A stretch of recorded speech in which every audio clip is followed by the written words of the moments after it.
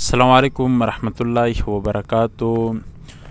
نن زه روغلل ټاکاډا ته بیا چې کوم د مو سره توس شخصیت وینه چې روساران نوستای دا د شکی د سیمه مشهور شاعر دی وحید الله نوم دی. هغه توس د مو د فرمایش په واجه من توس څه غزل ډلې کوي هغه د ووروي. مننه فردوس صاحب چې میشته د مو کار اس کړله. زه د تو ملګري ته څو غزل ډالۍ کوم یا یې چې خیراتونه د کوڅو پرېږده پښتونیې او عادتونه د غوښتو پرېږده پښتونیې. د خپل ورور احساس په خپل زړه کې پیدا کړه، د خپل ورور احساس په خپل زړه کې پیدا کړه، محبت دې د پیسو پرېږده پښتونیې. او ستا د لاسه چې د چا ارمان شي خاورې، رواجونه د پښتو پرېږده پښتونیې. د تهمت او له پیغوره چې یاریږې، تله راتله د میکادو پرېږده پښتونیې. که د ګل غوندې چمن کې ژوندون غواړې، نفرتونه د ازغو پرېږده پښتونیې.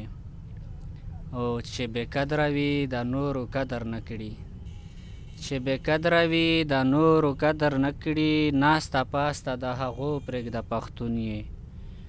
اخري غږ کې خو لږ کې شوخي شوي دوی چې د شګۍ کلي وحیده ټول به مات شي، د شګۍ کلي وحیده ټول به مات شي، لاس مې ډک دی د بنګړو پرېږده پښتونیې. بس ډیره مننه. دا وحید الله وحیدی ماشاءالله ډېر خوشحالي غزل یې ډالۍ کړل.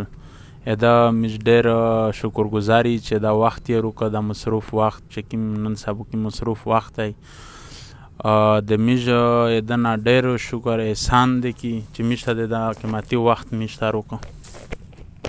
مننه. زه یې بل غزل درته ډالۍ کوه ټیم سره کم دی چې یوازې ناست د غره په سر و مازدیګر و داسې، د زړه په سر پرهر و مازدیګر و داسې، د چا یادونو یې په زړه باندې حملې کولې، بس د غمو ترې تاو لښکر و مازدیګر و داسې.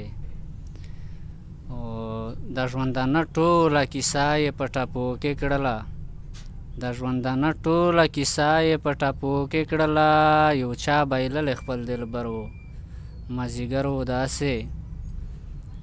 د ښکار په نیت باندې راوتی و د غرونو شاهین، جال کې راګیر شو نه خبر و مازدیګر و داسې. او د کلي خلک یې لیدو دپاره واړه راغلل، د کلي خلک یې لیدو دپاره واړه راغلل، تابوت کې بند و مسافر و مازدیګر و داسې.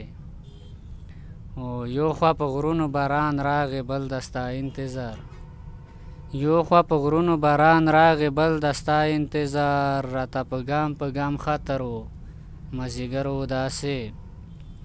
او ما ترې تپوس چېرته ونه کړلو چې څه وجه ده، ما ترې تپوس چېرته ونه کړلو چې څه وجه ده، وحید به ناست ځان له اکثر و مازدیګر و داسې. ډېره مننه د وخت راکولې.